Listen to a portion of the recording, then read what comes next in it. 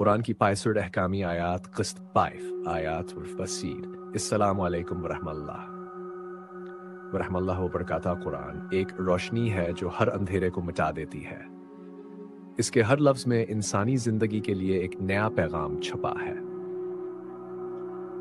پچھلی قسط میں ہم نے زندگی کے کچھ ضروری قوانین سمجھے، اور آج ہم آیت 48 سے پسی تک کی چند اور احکامی آیات سمجھیں گے جو ہمیں انصاف، صبر اور اخلاق کی راہ دکھاتی ہیں۔ آیت 48 سورہ المائدہ: عدل پر قائم رہو چاہے خود کے خلاف کیوں نہ ہو۔ قرآن انصاف کا پیغام دیتا ہے۔ سچا مومن وہ ہے جو حق کے ساتھ کھڑا رہے چاہے اپنے ہی لوگ اس کے مخالف کیوں نہ ہو جائیں۔ آیت فریدی سورہ الاعراف: کھاؤ پیاؤ لیکن زیادہ خرچ نہ کرو۔ اس آیت میں اللہ ہمیں اسراف سے بچنے کی تعلیم دیتا ہے۔ ہر چیز میں اعتدال، یہی اسلامی زندگی کا نظام ہے۔ آیت 43 سورہ الاسراء B3: اپنے والدین کے ساتھ احسان کرو۔ والدین کے ساتھ نرمی اور عزت سے پیش آنا صرف فرض نہیں، عبادت ہے۔ جو ماں باپ کا دل جیت لیتا ہے وہ اللہ کے قریب ہو جاتا ہے۔ آیت 44 سورہ الحجرات: دعا گمان سے بچو، تجسس مت کرو اور پیٹھ پیچھے برائی مت کرو۔ قرآن ہمیں دوسروں کے راز تلاش کرنے سے روکتا ہے۔ انسانیت تب بنتی ہے جب ہم اپنی زبان اور دل دونوں کو پاک رکھیں۔ آیت 40 سورہ النحل منزیہ: اللہ عدل، احسان اور رشتہ داروں کو دینے کا حکم دیتا ہے۔ یہ آیت قرآن کا دل ہے۔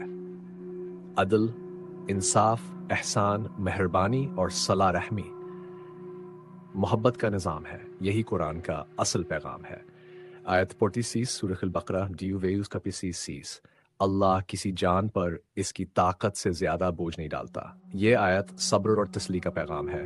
ہر مصیبت کے بعد آسانی ضرور آتی ہے، بس یقین اور دعا قائم رکھو۔ آیت 47 سورہ آل عمران: حد سے پر جو غصے کو دبا لیتے ہیں اور لوگوں کو معاف کر دیتے ہیں، اللہ انہیں پسند کرتا ہے۔ معافی دینا کمزوری نہیں بلکہ مومن کی سب سے بڑی طاقت ہے۔ آیت 48 سورہ النور B0: شیطان تمہیں فحاشی اور برائی کا حکم دیتا ہے۔ قرآن ہمیں ہمیشہ ہوشیار رہنے کی تعلیم دیتا ہے تاکہ ہم ہر اس راستے سے بچیں جہاں سے گناہ شروع ہوتا ہے۔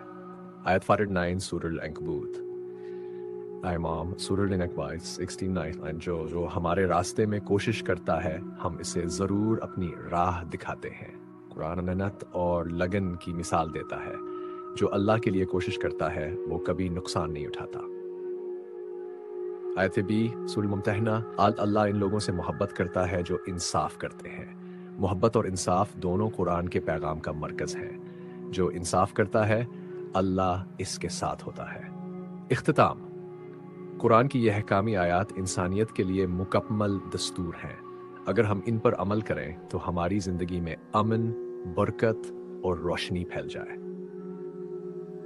دعا: یا اللہ ہمیں قرآن سمجھنے، اس پر عمل کرنے اور دوسروں تک اس کا پیغام پہنچانے کی توفیق دے۔ آمین یا رب العالمین۔ اگلی قسط جلد آنے والی ہے انشاءاللہ۔